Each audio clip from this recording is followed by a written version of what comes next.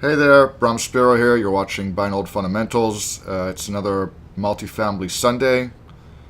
Last week, I looked at and drew some conclusions around cap rates and how the real estate agent that had shown me a particular property was inferring a cap rate rather than using market rates.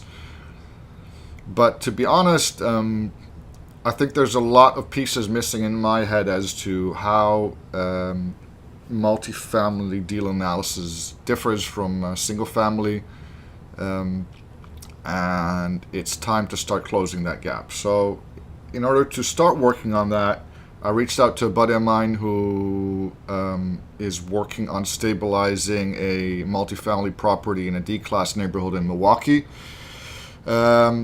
And outside of hearing his fascinating war stories, I asked him for a recommendation for a book I could start reading to start figuring out how to analyze multifamily properties. He suggested Multifamily Millions. I'll put a link in the show notes so you can find it yourself. I'm about a third of the way through. It's a little bit high level. What I'm really looking for is figuring out practical things. But to be honest, the same thing is true for books on single family homes. Most of them are sort of high level and motivational, and then you've got to figure out and extract the practical stuff you need to do on the ground. The other thing I did was I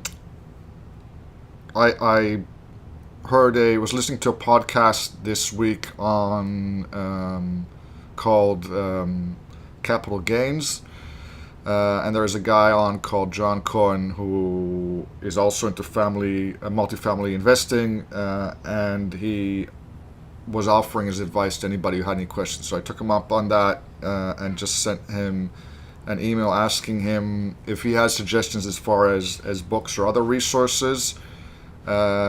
Or if he has suggestions as to how I can best practice analyzing multifamily real estate deals, and I'll put in a link to that podcast as well. So, coming week, I'll see if I hear back from John. I'll figure out if I have more people that can reach out to and see what this Multifamily Millions book gives me.